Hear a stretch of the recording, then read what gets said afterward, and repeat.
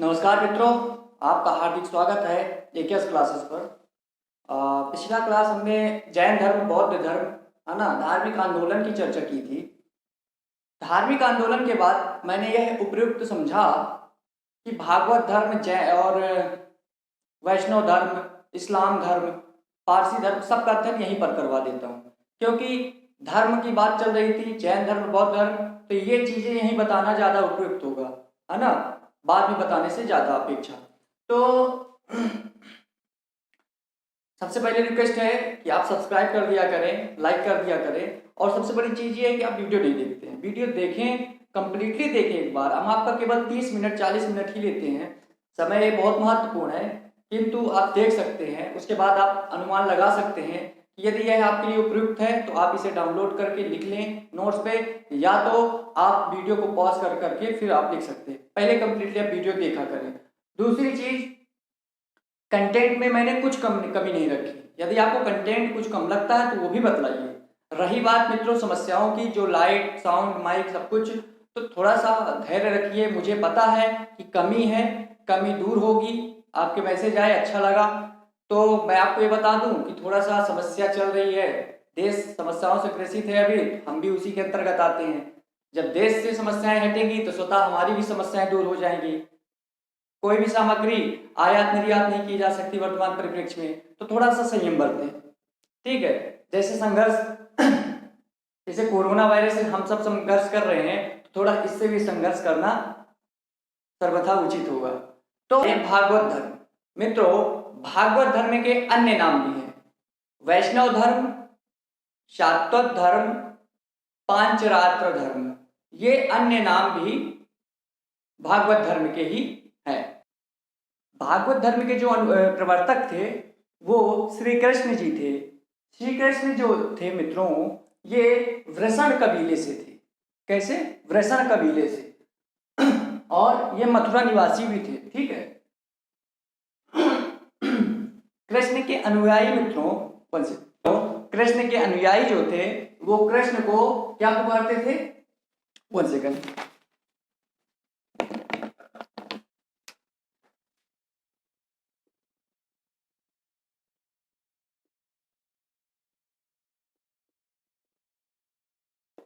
मित्रों, कृष्ण के अनुयायी जो थे वो कृष्ण को भगवत पुकारते थे। भगवत का अर्थ होता है पूज्य, ठीक है।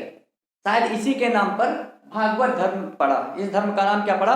भागवत धर्म पड़ता है। दूसरी चीज, श्री कृष्ण जी द्वारा प्रतिपादित धर्म जो भागवत धर्म कहलाता है, या कहें श्रीमद् भगवद गीता में, श्रीमद् भगवद गीता पर आधारित यह धर्म है जो श्री कृष्ण जी द्वारा प्रतिपादित है। इसी के आधार पर कृष्ण जी का उल्लेख सर्वप्रथम छांदोग्य उपनिषद में आता है, ठीक है।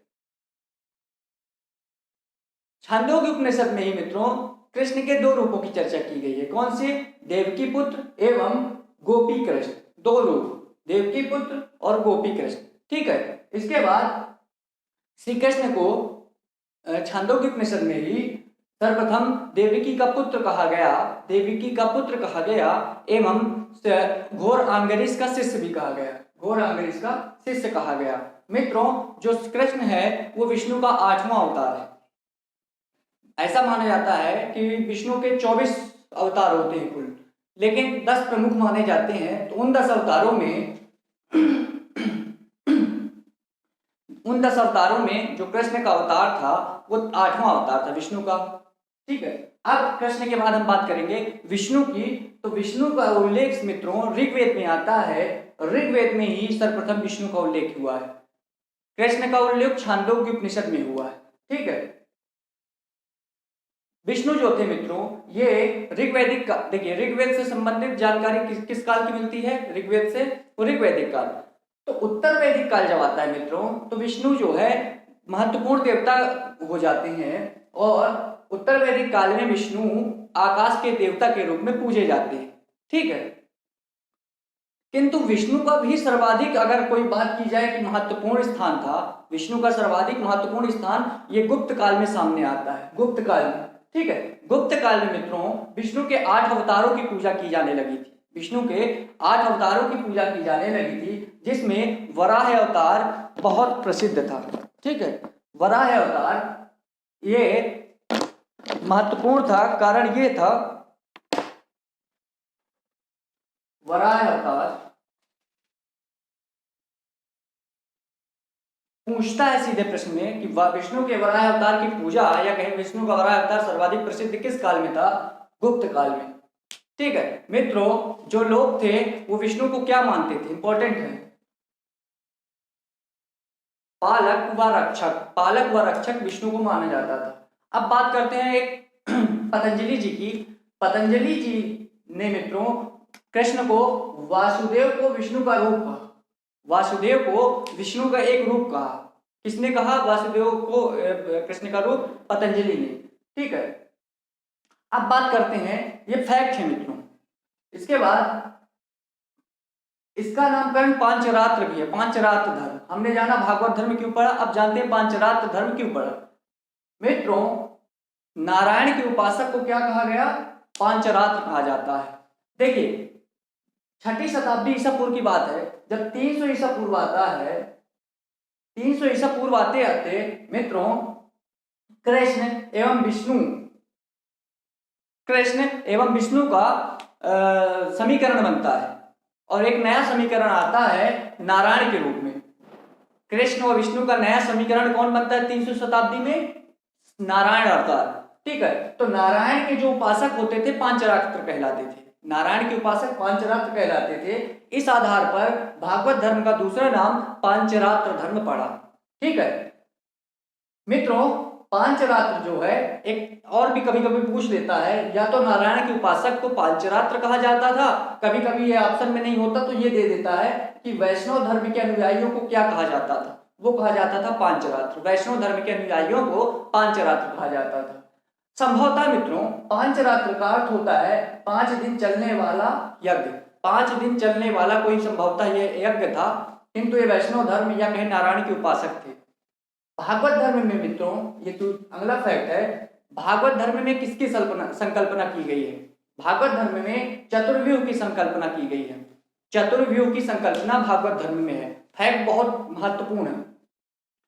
कुछ किताबों में मित्रों थोड़ा थोड़ा कम लिखा रहता है। मेरा उद्देश्य है कि कंटेंट में कुछ कमी नहीं होनी चाहिए, ताकि आपको दूसरी पुस्तक की आवश्यकता सामने आए। चतुर्व्यूह क्या है इसको हम बताते हैं। ठीक है,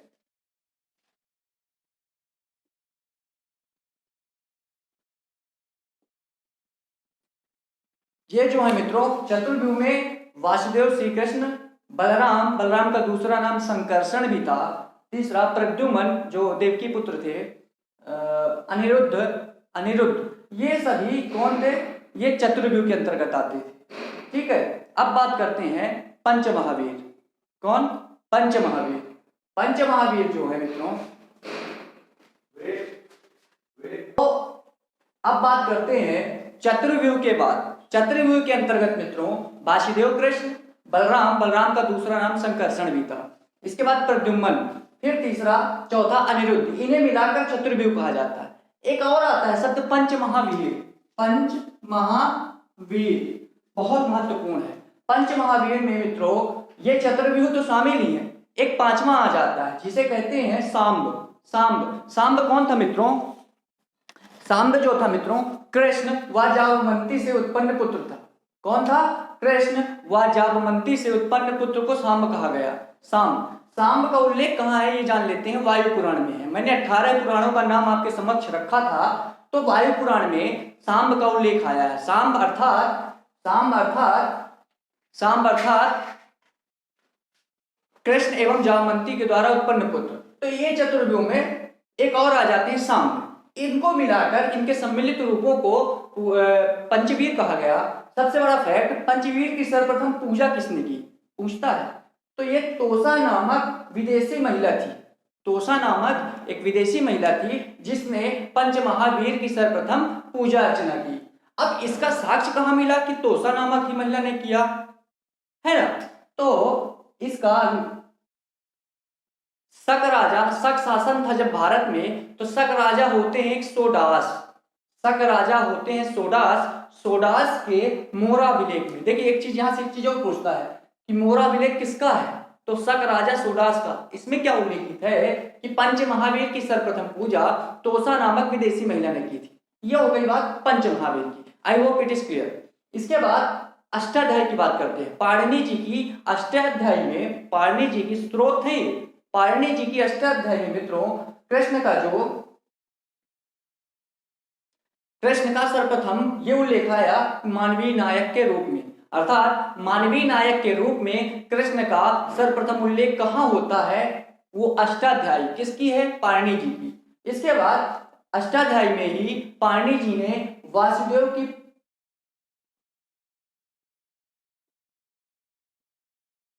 ये उल्लेखित है पाणिनि के अष्टाध्यायी में कि वासुदेव की पूजा कृष्ण और विष्णु की नहीं, वासुदेव की पूजा एवं भागवत धर्म का प्रथम साहित्यिक साक्ष्य है। याद रखिए कि भागवत धर्म का एवं वासुदेव जी की पूजा का प्रथम साहित्यिक साक्ष्य कौन सा है? पाणिनि जी की अष्टाध्यायी। इतना क्लियर है।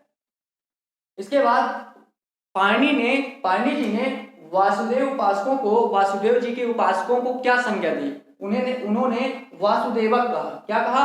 वासुदेवक कहा। पाणिनि ने वासुदेव उपासकों को वासुदेवक कहा। ठीक है।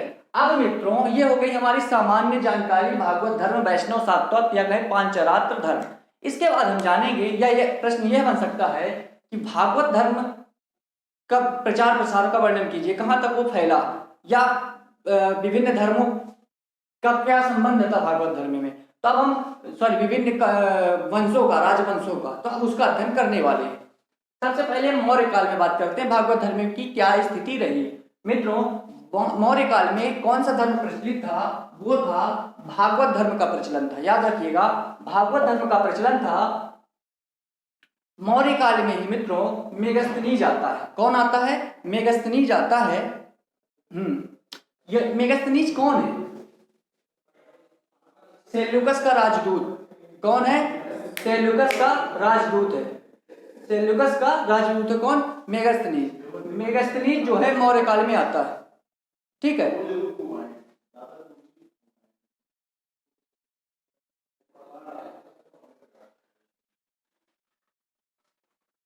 बंदी कर दो। मौर्य काल में कौन आता है? मेगस्थनीज। मेगस्थनीज कौन था? मैं बताऊंगा किसके काल में आया है जब हम मगध वंश, मौर्य वंश पढ़ेंगे। अभी इतना हमको जानना है कि मेगस्थनीज मौर्य काल में आता है। मेगस्थनीज ने मौर्य वंश के अंदर मौर्य दरबार में रहकर इंडिका नामक पुस्तक की रचना की। इंडिका किसकी पुस्तक है? मेगस्थनीज की। इंडिका में मित्रों मेगस्थनीज ने कृष्ण को हेराक्लीज कहा। कृष्ण को इंडिका में मेगस्थनीज ने हेराक्लीज कहा एवं मथुरा को सूर्यसेन नाम दिया। अर्थात ये पूछता फैक्ट, मथुरा का सूरसेन नाम है, कृष्ण को हेराक्लीज किसने कहा, किस किताब में है, किस काल में हुआ, ये सब पूछता है। इसके बाद अर्थात जो मेगस्थनीज था यह बोला कि सूर्यसेन के लोग, सूरसेन निवासी हेराक्लीज की पूजा करते थे, अर्थात कृष्ण की पूजा करते थे। ये किसने कहा? मेगस्थनीज ने कहा। अब जानते हैं दूसरा एक विदेशी है कार्टियस। कार्टियस जो था मित्रों सिकंदर कालीन लेखक था। सिकंदर के समकालीन था, लेखक था कार्टियस। कार्टियस ने यह कहा कि पोरस की सेना, पोरस कहाँ है मैं बताऊंगा। जब सिकंदर का भारत आक्रमण होता है तो पोरस की सेना सिकंदर से लड़ती है, तो बात करेंगे आगे। तो पोरस की सेना हेराक्लीज की मूर्ति अपने सामने रखकर पूजा करती थी। कौन कहता है? कार्टियस कहता है, लेखक कहता है कि पोरस की सेना अपने समक्ष हेराक्लीज किसने पहले कहा था? मेगस्थनीज ने। फिर आगे भी कार्टियस आता, उसने भी कृष्ण को हेराक्लीज कहा। तो हेराक्लीज की मूर्ति रख के पोरस की सेना पूजा किया करती थी। ठीक है। ये मित्रों कार्टियस द्वारा यह लिखा गया स्टेटमेंट आर्य जाति द्वारा मूर्ति पूजा का प्रथम ऐतिहासिक साक्ष्य माना जाता है। आर्य जाति द्वारा मूर्ति पूजा का प्रथम ऐतिहासिक साक्ष्य माना जाता है। इतना क्लियर हुआ।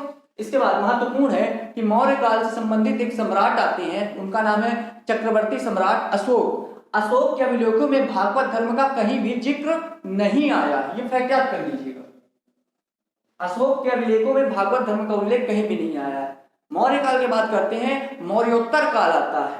मौर्योत्तर काल लगभग 200 शताब्दी ईसा पूर्व में भी भागवत धर्म ही प्रचलित था। जैसे मौर्य काल में भागवत धर्म था, तो मौर्योत्तर काल में भी भागवत धर्म का प्रचलन था। अब बात करते हैं कि यहाँ पे मौर्योत्तर काल जब आता है, हाँ, मौर्योत्तर काल में मित्रों एक दूत है हेलियोडोरस। अब देखिए, सबसे बड़ी चीज ये है कि हेलियोडोरस है कौन, ये जान लेते हैं। हेलियोडोरस है कौन? ये यवन के राजा एंटियोलकीट्स का दूत था। कौन? हेलियोडोरस। एंटियोलकीट्स का दूत था हेलियोडोरस। जब भारत पर मौर्योत्तर काल में शुंग वंश आता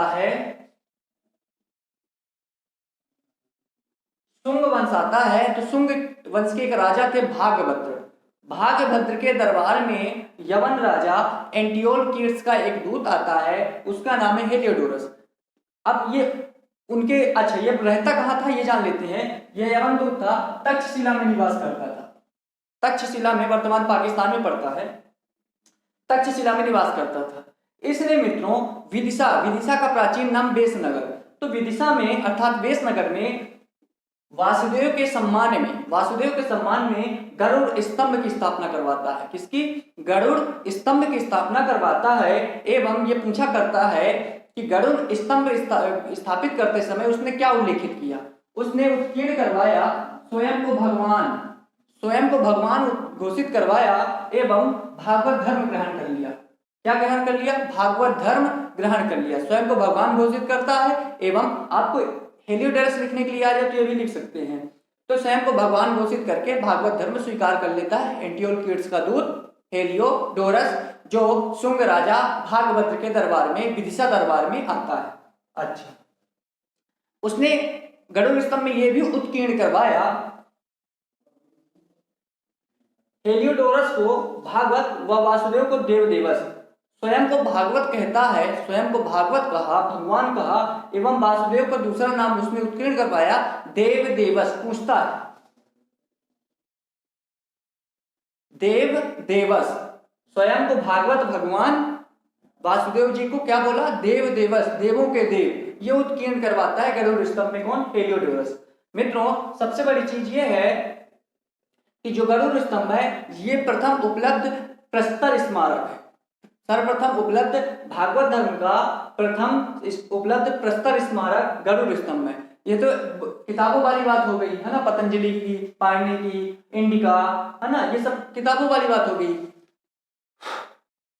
साहित्यिक साक्ष्य हो गए। लेकिन ये प्रस्तर जो पत्थरों पर, शिलाओं पर लिखा गया भागवत धर्म का प्रथम उपलब्ध प्रस्तर स्मारक जो है, साक्ष्य है, वो गरुड़ स्तंभ है। ठीक है।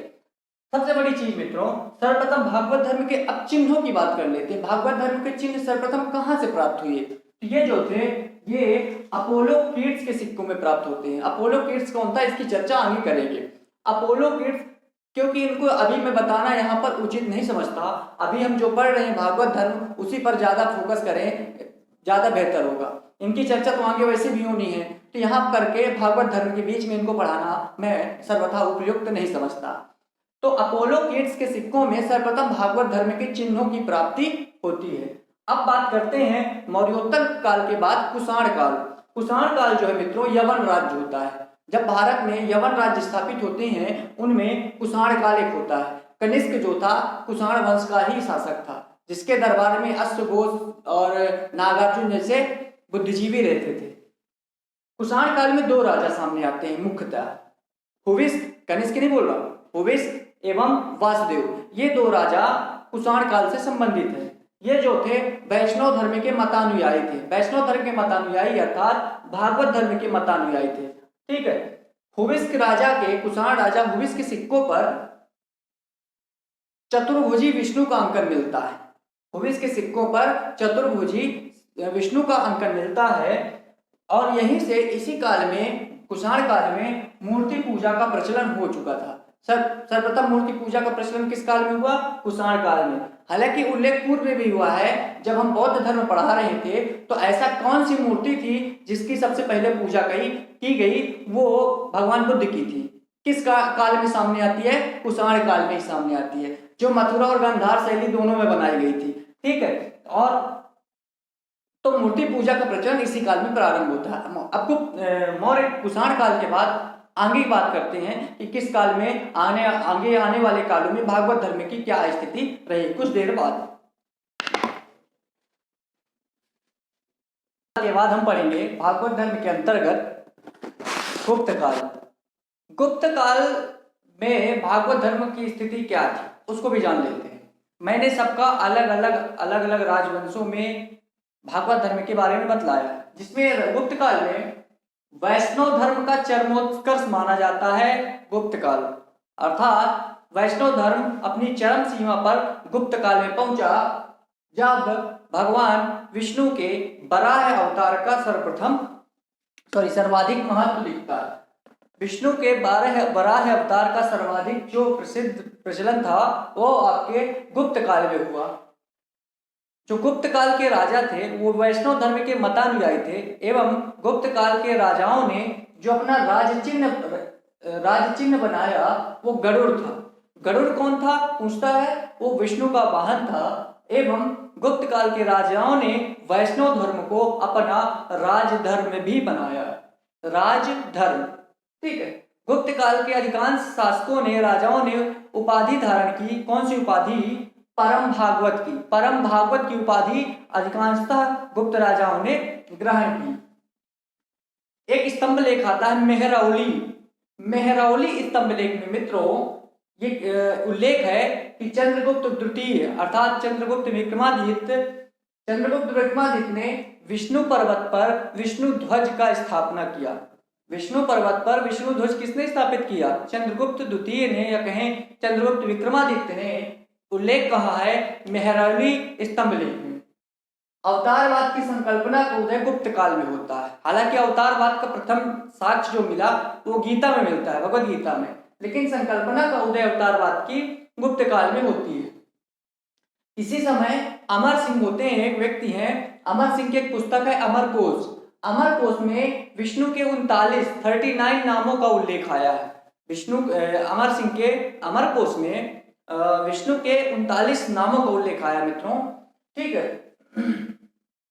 फिर इसके बाद कालिदास आते हैं। कालिदास का एक महाकाव्य है रघुवंश, कुमार रघुवंशम, ठीक है।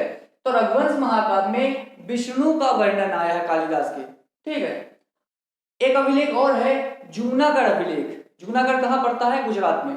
जूनागढ़ अभिलेख में विष्णु को यह कहा गया कि विष्णु ने वामन अवतार धरकर अर्थात वामन का रूप लेकर लक्ष्मी जी का हरण किया था। देख लीजिए, इंपॉर्टेंट पूछ भी सकता है कि विष्णु लक्ष्मी के हरण का उल्लेख वामन अवतार द्वारा किस अभिलेख में? तो जूनागढ़ अभिलेख। ये हो गए गुप्त काल। उसके बाद मैं आपको लेकर चलता हूं चालुक्य वंश में। चालुक्य वंश भी मित्रों वैष्णव मतानुयायी था, एवं इसने भी गुप्त राजाओं की तरह अपना राज चिन्ह गरुड़ बनाया, विष्णु का वाहन। इसी समय क्षेमेंद्र द्वारा एक रचना की गई दशावतार चरित्र। दशावतार चरित्र किसके द्वारा रचित है? क्षेमेंद्र द्वारा। बहुत महत्वपूर्ण है। क्षेमेंद्र द्वारा कृतित दशावतार चरित्र में इसमें विष्णु के 10 अवतारों के नाम को उल्लेख आया है। अमरकोश में विष्णु के 39 नाम है, जबकि इसमें 10 अवतार का उल्लेख आया है, ठीक है। इसके बाद मैं आपको लेकर चलता हूं राजपूत काल में। यह लगभग 9 से 11वीं शताब्दी में आता है। इस समय भी इन्होंने भी वैष्णव धर्म का काफी प्रचार प्रसार किया।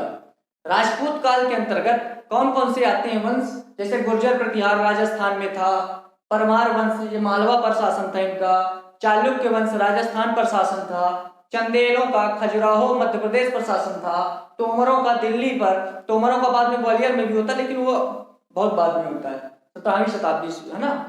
तो ये राजपूत काल के अंतर्गत। तो राजपूत काल के अंतर्गत हम देखेंगे मिहिर भोज। ये राजा भोज नहीं है, परमार वंश में राजा भोज आते हैं, लेकिन गुर्जर प्रतिहार वंश में मिहिर भोज आते हैं। मिहिर भोज ने अपने सबसे प्रतापी शासक था गुर्जर प्रतिहार वंश में। मिहिर भोज ने स्वयं को वराह अवतार घोषित किया कि मैं ही वराह अवतार हूं विष्णु का। किसने? मिहिर भोज ने। इसके बाद दिद्दा आती हैं। कश्मीर में एक शासिका थी किस वंश की थी मैं बताऊंगा। कश्मीर की एक शासिका थी दिद्दा। दिद्दा ने अपने मुद्राओं पर लक्ष्मी की आकृति का अंकन करवाया। जयदेव ने एक रचना रची, क्या, गीत गोविंद। इनकी ये पुस्तक इनके द्वारा जयदेव के द्वारा रचित की गई। उनमें जयदेव में सॉरी गीत गोविंद में विष्णु के 39 नामों को उल्लेख आया है। अमर सिंह द्वारा अमर कोश में एवं जयदेव द्वारा गीत गोविंद में विष्णु के 39 नामों का उल्लेख किया गया है। ठीक है। अल-बरूनी था, एक अरबी यात्री था। इसने स्थानेश्वर वासियों को यह कहा कि ये चक्र स्वामी अर्थात विष्णु के उपासक थे। ठीक है, देख लीजिएगा इसको। अब बात करते हैं राष्ट्रकूट वंश। राष्ट्रकूट वंश में एक महान शासक था दंतीदुर्ग। दंतीदुर्ग ने मित्रों एलोरा गुफा कहाँ, महाराष्ट्र में, एलोरा में दशावतार मंदिर का निर्माण करवाया। पूछेगा आपसे 10 अवतार मंदिर का निर्माण कहाँ है, एलोरा में, किस शासक ने, दंतीदुर्ग ने। ठीक है, ये हो गए हमारे भागवत धर्म वैष्णव धर्म के उत्तर भारत में लगभग। अब बात करते हैं दक्षिण भारत में वैष्णव धर्म किस स्थिति पर था। उत्तर भारत की तो चर्चा कर दी हमने। अब जान लेते हैं कि वैष्णव धर्म का दक्षिण भारत पर क्या स्थिति थी। तो दक्षिण भारत में मित्रों वैष्णव धर्म के संतों या कहें वैष्णव धर्म के अनुयायियों को अलवार बोला जाता है। तमिल प्रदेश में अलवार बहुत महत्वपूर्ण है। ये अलवार बोला जाता है। अलवार का अर्थ होता है मित्रों ज्ञानी व्यक्ति। अलवार का अर्थ होता है ज्ञानी व्यक्ति। अलवार संतों की संख्या है ना, जो वैष्णव धर्म के अनुयायी थे उनको अलवार कहा गया। अलवार संतों की संख्या कितनी मानी गई, 12 मानी गई, जिनमें इन 12 में कुछ प्रमुख नाम हैं, देख लीजिएगा। पोयगई, पूडम, पेड़, तिरुमल्लिसई, तिरुमंगई, कुलशेखर, नामालवार एवं अंडाल। अंडाल का दूसरा नाम कोदई भी था।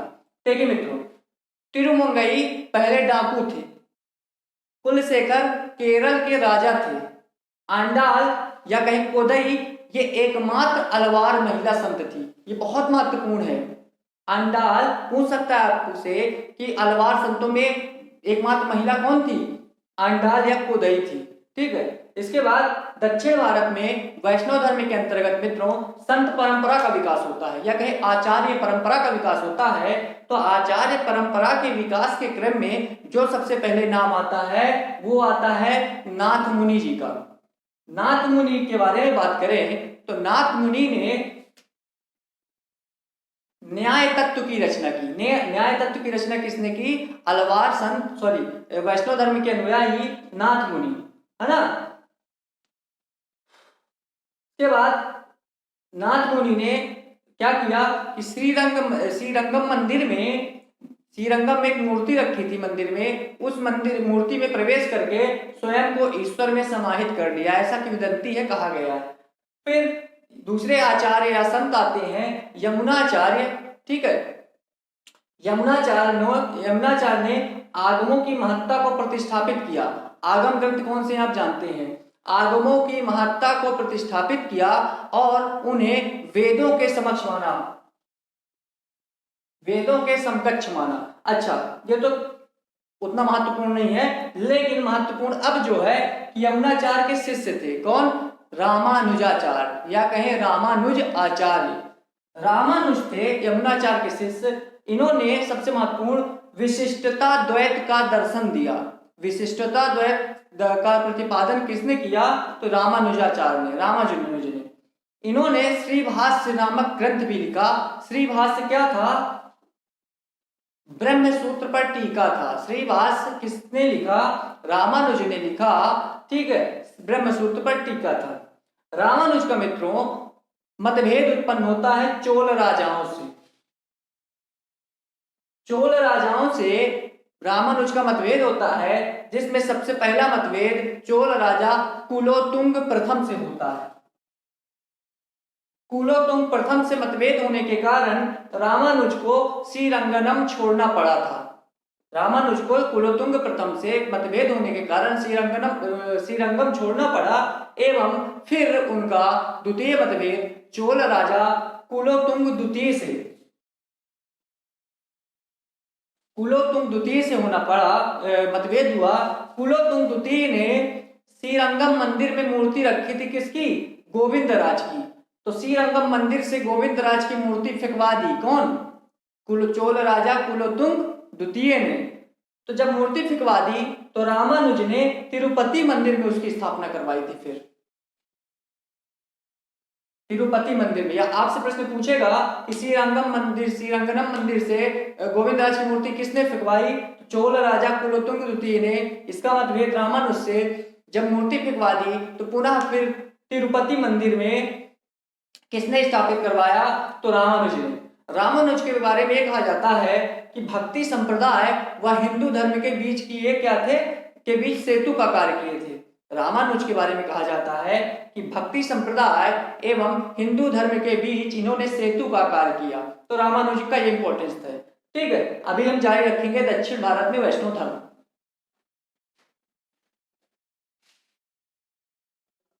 मित्रों, भागवत धर्म वैष्णव धर्म के अंतर्गत अब आगे पढ़ेंगे। हम दक्षिण भारत में पढ़ रहे थे।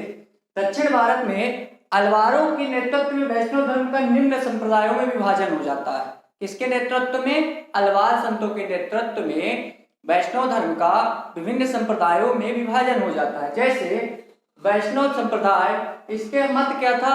विशिष्टता द्वैत। इसके प्रतिपादक रामानुजाचार्य थे। वैष्णव संप्रदाय का जो मत था वो विशिष्टता द्वैत था। उसके बाद दूसरा संप्रदाय है रुद्र संप्रदाय।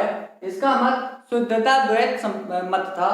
इसके प्रवर्तक जो थे वो वल्लभाचार्य एवं विष्णु स्वामी थे। तीसरा संप्रदाय है ब्रह्म संप्रदाय। इसका मत द्वैतवाद था एवं इसके प्रतिपादक माधवाचार्य एवं आनंद तीर्थ थे। चौथा है सनक संप्रदाय। इसका मत द्वैताद्वैत था एवं ये द्वैतवाद है, ये द्वैताद्वैत है। इसके निम्बकाचार्य थे। निम्बकाचार्य के गुरु नारद थे। अब जान लेते हैं कुछ और अन्य संप्रदाय है महत्वपूर्ण। जैसे श्री वैष्णव संप्रदाय, प्रवर्तक नाथ मुनि। वरकरी संप्रदाय, इंपॉर्टेंट है। वरकरी संप्रदाय, प्रवर्तक प्रतिपादक नामदेव। राम भक्त संप्रदाय, प्रवर्तक रामानंद। ये हो गए हमारे वैष्णव धर्म। अंतिम छोर चल रहा है। अब भागवत धर्म या कहें वैष्णव धर्म के सिद्धांत क्या क्या थे? सिद्धांत क्या थे? तो वो वीर पूजा थी, पांचरात्र सिद्धांत थे, अवतारवाद थे। ये तीनों सिद्धांत थे। अवतारवाद का जो सर्वप्रथम उल्लेख मिलता है मित्रों, ये गीता में मिलता है।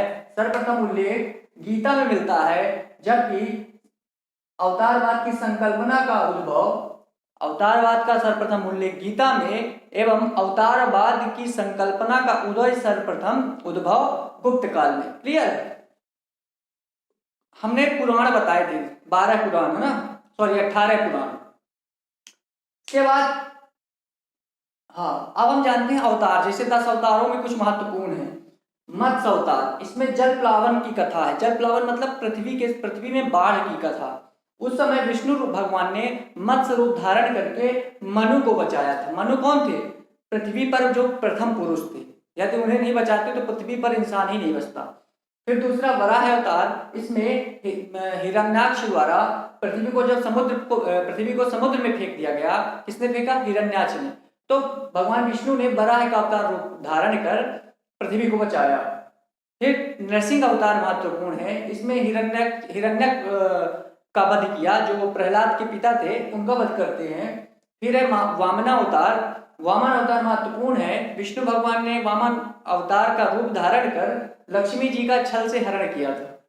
एक और अवतार है परशुराम अवतार। परशुराम जो थे ये जमदग्नि या कहीं कहीं यमदग्नि इनके पुत्र माने जाते हैं। जमदग्नि के नाम पर ही मध्य प्रदेश में जाना पाव पहाड़ी कहाँ है? महू में है। तो वहां से जाना पाव पहाड़ी जमदग्नि के नाम पर ही बनी है ना। फिर रामावतार। रामावतार राम का रूप लेकर के रावण का वध और कृष्णावतार कंस का वध। इसके बाद बुद्धावतार, बुद्ध का अवतार। बुद्ध का अवतार जो है ये भगवान विष्णु का अंतिम अवतार माना जाता है। अंतिम अवतार कल्कि अवतार। कल्कि अवतार जो आने वाले समय में या कहें कलयुग में जो चल रहा है, इसमें कल्कि अवतार का रूप धारण कर भगवान विष्णु आएंगे, ऐसा मत है। फिर अब जान लेते हैं नवधा भक्ति। नवधा भक्ति होती क्या है? नवदा भक्ति यहाँ पर जानना इसलिए आवश्यक है मित्रों कि भागवत संप्रदाय में इसका विशेष महत्व है। अब नवदा भक्ति है क्या? तो भगवान विष्णु को 9 क्रियाओं से खुश करने के लिए या प्रसन्न करने के लिए एक भक्ति मार्ग है नवदा भक्ति। ठीक है, नवदा भक्ति का सर्वप्रथम उल्लेख जो मिला मित्रों वो श्वेताश्वर उपनिषद में। सर्वप्रथम उल्लेख की बात की जाए तो वो श्वेताश्वर उपनिषद में है, जबकि विस्तृत रूप से यदि सर्वप्रथम विस्तृत उल्लेख अगर कहीं मिला है, व्यापक उल्लेख, वो श्रीमद् भगवद गीता में मिला है। ठीक है, अब हम वैष्णव धर्म या कहें भागवत धर्म या कहें पांचरात्र धर्म से संबंधित कुछ मंदिर, स्थान एवं प्रवर्तक से निर्माणकर्ता महत्वपूर्ण है। सबसे पहले विष्णु मंदिर, ये कहाँ है? ये मध्य प्रदेश के 2 स्थानों में है, तिगवा एवं एरण में है। ठीक है, दूसरा मंदिर है द्वारिकाधीश मंदिर, यह है मथुरा के द्वारिका में है। तीसरा है 10 अवतार मंदिर। 10 अवतार मंदिर 2 जगह है, पहला एलोरा में महाराष्ट्र में, दूसरा देवगढ़ जो उत्तर प्रदेश में। 10 अवतार मंदिर 2 जगह है, महाराष्ट्र और उत्तर प्रदेश। महाराष्ट्र वाला एलोरा में जो 10 अवतार मंदिर है उसका निर्माण राष्ट्रकूट राजा दंती दुर्ग ने करवाया, जिसमें भगवान विष्णु के 10 अवतारों की कथा है। इसके बाद 10 अवतार मंदिर जो उत्तर प्रदेश के देवगढ़ में है, ये गुप्त कालीन माना जाता है। यहाँ की इंपॉर्टेंट बात यह है इस मंदिर की कि जो भगवान विष्णु है वो शेष सैया पर लेटे हुए हैं, अर्थात इसे पंचायतन शैली कहा जाता है। क्या? पंचायतन शैली में लेटे हुए हैं। फिर आदि वराह मंदिर। आदि वराह मंदिर मामल्लपुरम में है। मामल्लपुरम का दूसरा नाम महाबलीपुरम है, जो तमिलनाडु में है, और यह चेन्नई से लगभग 55 किलोमीटर दूर बंगाल की खाड़ी के तट पर स्थित है। कौन? मामल्लपुरम या महाबलीपुरम। इसके निर्माण किसने करवाया आदिवराह मंदिर का? वो थे सिंह विष्णु। फिर है बैकुंठ पेरुमाल मंदिर, ये कहाँ है? कांची में है, कांची तमिलनाडु में है ना, कांचीपुरम। और इसका जो निर्माण करवाया वो नरसिंह वर्मन द्वितीय थे। देखिए आदिवराह बैकुंठ पेरुमालम दोनों तमिलनाडु में है। दोनों जो है सिंह विष्णु और नरसिंह वर्मन द्वितीय, ये दोनों पाल शासक थे, पाल वंश का शासन था उस समय। इसके बाद जगन्नाथ मंदिर, इसे पुरी मंदिर भी कहते हैं, ये पुरी में है, उड़ीसा के। उड़ीसा में पुरी स्थान है, वहां पर भगवान जगन्नाथ का मंदिर है और इसका निर्माण महत्वपूर्ण है, याद रख लीजिएगा। अनंत वर्मन चोड़गंग इन्होंने निर्माण करवाया जगन्नाथ मंदिर का। अब अत्यंत महत्वपूर्ण मंदिर जो पूछता ही है एग्जाम में, अंकोर वाट का मंदिर। अंकोर वाट मंदिर में किसका मंदिर है? भगवान विष्णु का मंदिर है। कहाँ? अंकोर वाट में। अंकोर वाट कहाँ है? कंबोडिया में। इसका निर्माण किसने करवाया? सूर्यवर्मन द्वितीय ने लगभग 1113 से 1150 ईस्वी के मध्य में सूर्यवर्मन द्वितीय ने कंबोडिया में अंकोर वाट मंदिर का निर्माण करवाया। ठीक है, अब जो तथ्य 2 छूट गए थे कि भगवत गीता के रचनाकार कौन है, वो थे महर्षि वेदव्यास जी। भगवत गीता का एक प्रसिद्ध उक्ति है, याद रख लीजिएगा, पूछ लेता है कभी कभी, कहाँ वर्णन है? वो है परिवर्तन ही संसार का नियम है। ये कहाँ वर्णित है? भगवत गीता में। परिवर्तन ही संसार का नियम है। मित्रों, ये रहा हमारा भागवत धर्म या कहें वैष्णव धर्म या कहें सात्वत धर्म या कहें पांचरात्र धर्म। अब इसके बाद हमने आलवार को भी जाना। आलवार वैष्णव धर्म के अनुयायी थे। कहाँ कहे जाते थे? दक्षिण भारत में। अब हम इसी प्रकार शैव धर्म का अध्ययन करेंगे। भागवत धर्म के बाद हम वैष्णव धर्म के बाद शैव धर्म का अध्ययन करेंगे। शैव धर्म में जो दक्षिण भारत में संत कहलाए वो कहलाते थे नायनार। अलवार पढ़ लिए, अब नायनार पढ़ेंगे। ठीक है, तो बात की चर्चा है। तो भागवत वैष्णव धर्म के बाद हम शैव धर्म पढ़ेंगे। तब तक के लिए धन्यवाद। वीडियो पूरा देखें, कोशिश करें समझने की, और यदि महत्वपूर्ण लगे तो नोट्स लिखते जाएं। मेरे हिसाब से कंटेंट पर्याप्त है, मोर देन सफिशिएंट है। इससे ज्यादा पढ़ने की आवश्यकता नहीं मुझे लगती। यदि आपको ऐसा लगता है तो फिर आप और भी मार्ग ले सकते हैं, लेकिन मेरे हिसाब से इतना पर्याप्त है।